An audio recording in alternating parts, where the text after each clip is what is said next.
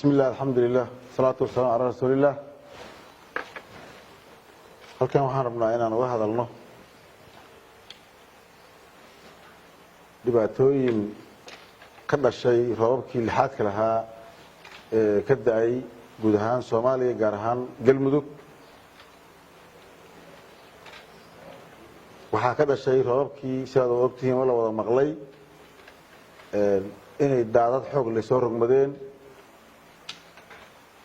meelo magaalooyin ka mid ah Galmudugna waxyeelo ay ka soo gaartay naf iyo maalba leh sida magaalada Bacadweyn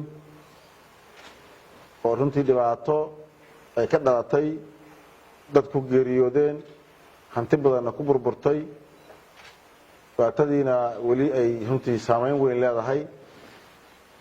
sidoo kale magaalooyin badan oo roobab lixaad ka da'een ayaa jiro iyadana ay saameyn ku yeelatay walow aan waxyeeladu gaarsiisnayn sida magaalada Bacadweyn.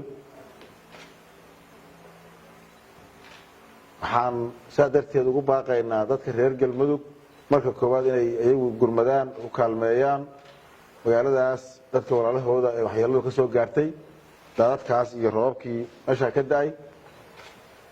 sidoo kale waxaan ugu baaqaynaa dowladda federaalka Soomaaliya iyo hay'adaha gargaarka inay gacan ka geystaan dhibaatadaas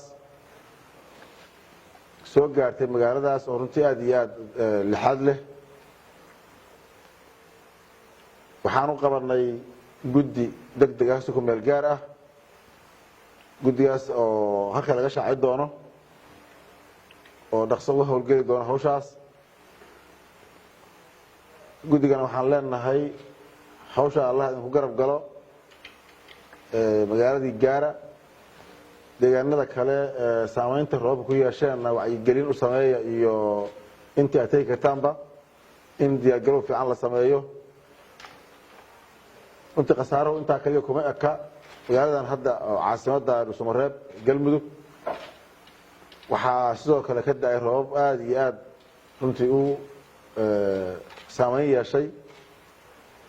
dad baa waxaa ku dhacay biriq 4 qof baa ku dhimatay dhaawacna waa ka soo gaaray dad kale oo meeshaas goobta ku sugnaa oo weliba aad dhaawacoodu culus yahay.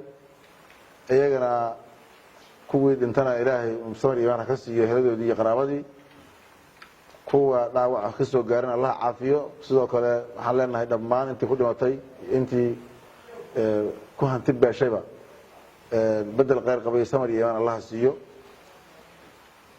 سوق البحر من دمان رجال Galmudug inaan uga digno oo aan adkayno oo baraarujino xanuun kan adduunka faraha baan ku haya coronavirus in aad iyo aad taxadar badan la sameeyo aad looga taxadaro dhammaan fariimaha caafimaadka loo hoggaansamo la tixgeliyo la dhowro. sidoo kale ciidamada iyo hay'adaha amniga san horeba u farnay inay adkeeyaan isu soo gudubka iyo isu tallaabida dowladda dariska nahay ee Itoobiya walaalaha dariska nahay. sidoo kale isu socodka kale oo laftiisu keeni kara ama saameyn yeelan kara taana waxaan rabnaa inaan dhiraano baraarujino adkayno runtii in aad iyo aad loo fajignaado la dhowro tilmaamaha iyo fariimaha caafimaadka. aad iyo aad baa u mahadsantihiin.